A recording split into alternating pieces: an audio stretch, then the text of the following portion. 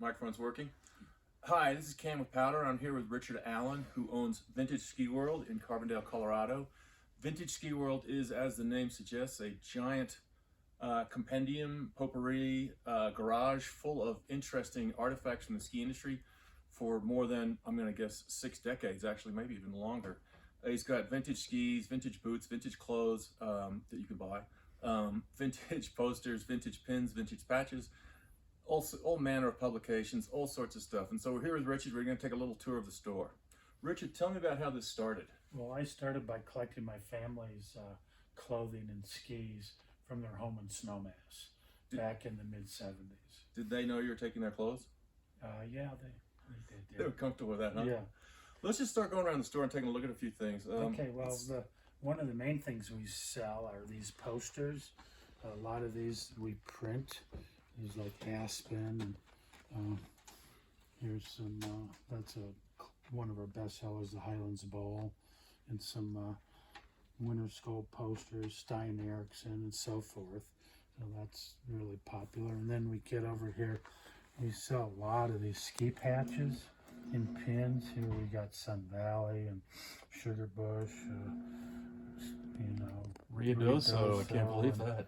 And Uller and 10th Mountain Division. Yeah. Neako is familiar with that. Sierra Blanca. I grew up skiing in New Mexico, Yeah. so yeah, I love Of that course, stuff. Aspen and Snowmass, and of course our Loveland and Winter Park, and here's our East Coast Stowe and Sugar Bush.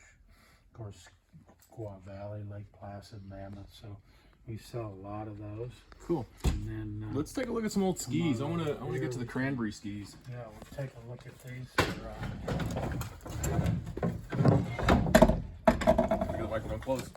These are cranberries, picking skis, kind of like a bog ski that you could walk through the bogs and collect the cranberries in here. So this would be supported by both water and the cranberries, right? Or the Right. material, the Well, organic generally, material in the it. cranberries, I believe, are grown really shallow water. Oh, okay. So, and then, we could look at a few skis here. Of course, we've got our 10th Mountain Division skis. These are all unmounted. A lot of jumping skis, Northland, K2. These are literally from the 10th Mountain Division. Yeah. Look at those old edges. Wow. Little edges. It's all hickory, and they're laminated sideways. Yeah. So, yeah. The way it's hung. Yeah. And then we can go around the back here. Well, I guess we take a quick look at these. The first snowboards, Yeah. Snurfers, I actually made by Brunswick in Michigan. rode one of those in the late 70s. Yeah, cool. Come on over here to some more. These are Norwegian jumping skis.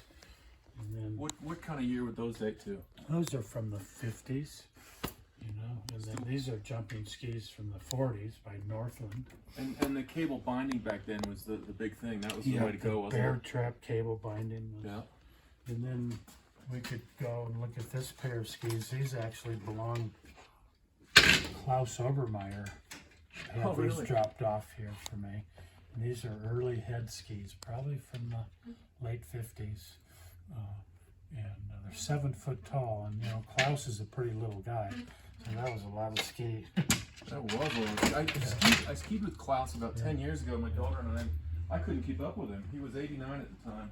Here we get into some bunch of ski poles. We've got, these are 10th Mountain Division aluminum poles, and then this is the split bamboo 10th Mountain pole.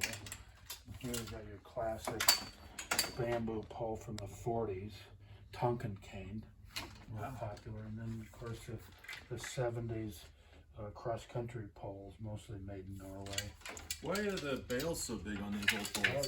that's because they didn't have much grooming back then, so Oh yeah, that of was course. a classic powder basket. That's right. Grooming had developed with the Yeah. skis and the poles. Yeah.